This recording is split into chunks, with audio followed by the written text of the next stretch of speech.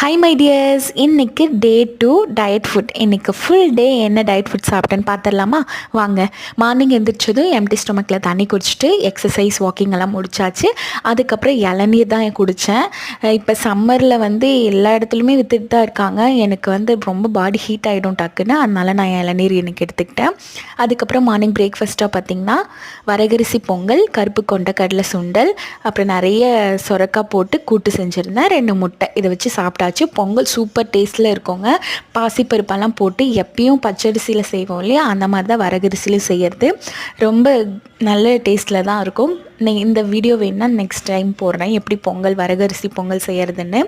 அதுக்கப்புறமேட்டுக்கு இன்பிட்வீனில் பசிக்கிற மாதிரி இருந்துச்சுன்னா ஃப்ரூட்ஸ் இல்லாட்டி நட்ஸ் எடுத்துப்பேன்.